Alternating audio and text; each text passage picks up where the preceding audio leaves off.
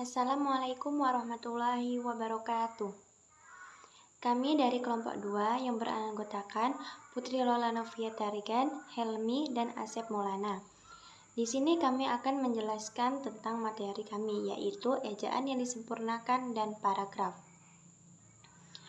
Baik, untuk materi akan dijelaskan oleh Helmi. Assalamualaikum warahmatullahi wabarakatuh. Perkenalkan, nama saya Helmi. Dari kelompok 2, saya akan menjelaskan tentang EYD dan paragraf.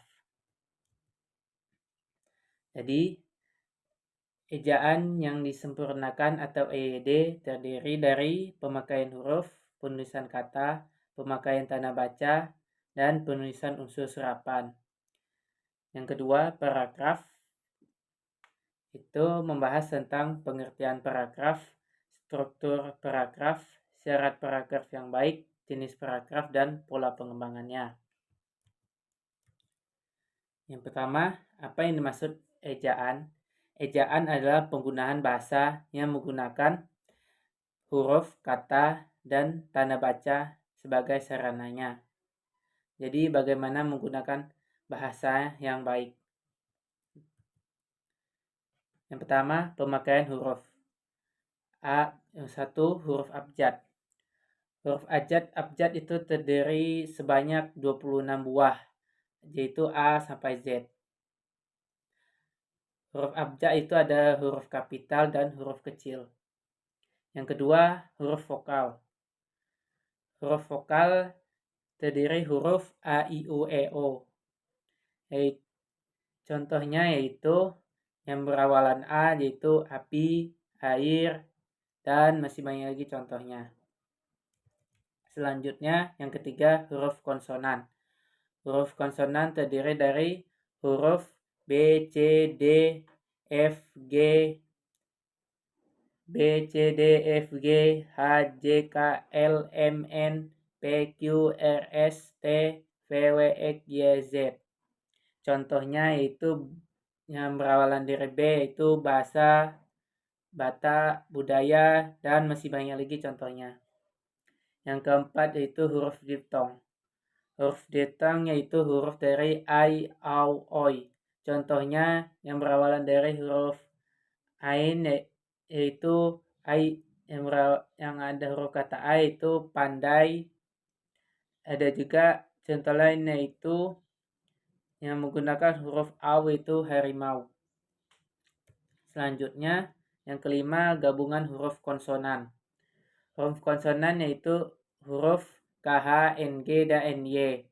Contohnya yaitu KH itu khusus, dan contoh KH lainnya itu akhir, ada kata tengah KH. Selanjutnya penulisan kata. Pertama, kata dasar. Kata dasar adalah kata yang belum mengalami perubahan bentuk, yang ditulis sebagai suatu kesatuan. Misal contohnya itu kata dasar itu dia teman baik saya. Yang kedua, kata turunan atau kata berimbuhan. Kaidah yang harus diikuti dalam penulisan kata turunan yaitu imbuhan semuanya ditulis serangkai dengan kata dasarnya. Contohnya itu daripada, contohnya itu membaca, ketertiban, terdengar, dan memasak. Selanjutnya kata ulang. Kata ulang ditulis secara lengkap dengan menggunakan tanda strip.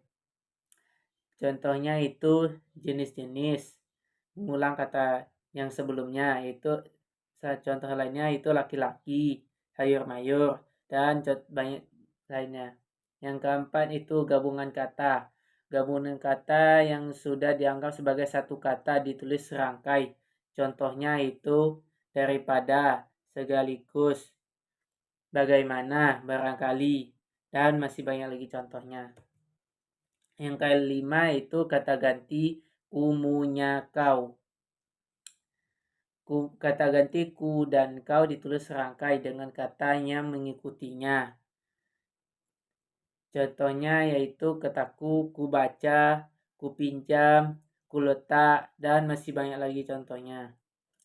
Yang keenam itu kata depan di, ke, dari. Kata depan di, ke, dan dari ditulis terpisah dengan katanya mengikutinya. Contohnya itu ke, kepada, ke siapa, kemana, dan masih banyak lagi contohnya. Yang ketujuh itu kata sandang, si dan sang. Kata si dan sang ditulis terpisah dari kata yang mengikutinya. Contohnya itu sang kacil, si keledai, si pengirim, dan masih banyak lagi contohnya. Yang kedelapan yaitu partikel. Partikel merupakan kata tugas yang mempunyai bentuk yang khusus. Contohnya partikel lah, kah, dan tah. Contoh misalnya bacalah, bukalah.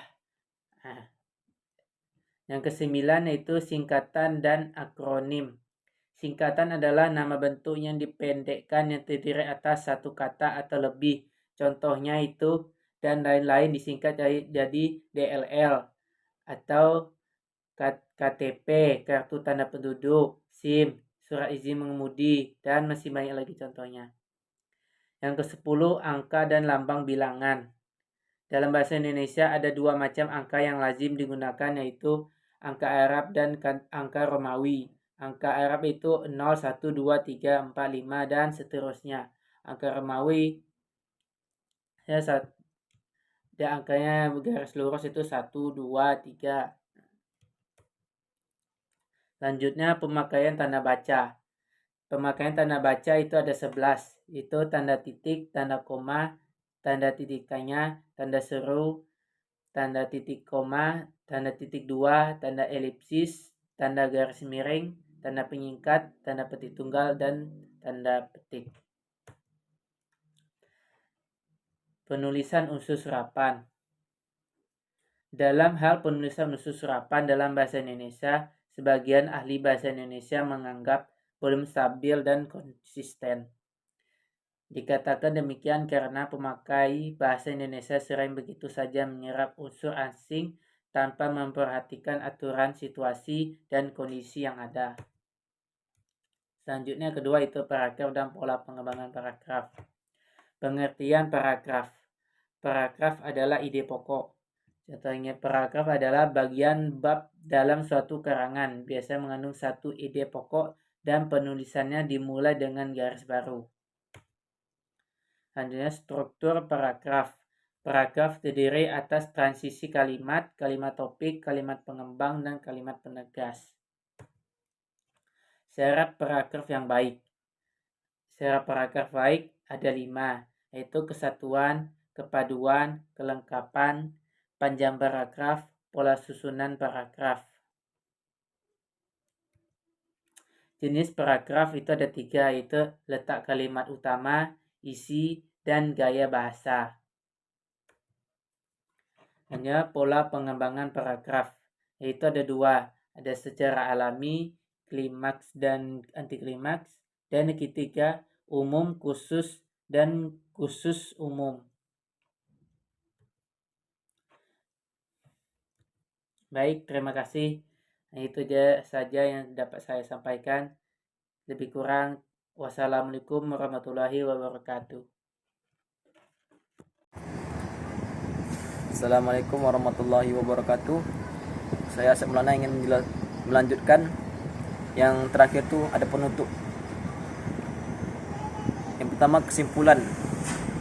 Dari penjelasan yang telah dijelaskan di muka, maka ada beberapa hal yang dapat penulis simpulkan. Yang pertama itu ejaan adalah keseluruhan peraturan bagaimana melambangkan bunyi ujaran dan bagaimana mengubah serta memisah lambang-lambang serta teknis. Ejaan adalah aturan penulisan huruf, penulisan kata, penulisan unsur serapan, dan penulisan tanda baca.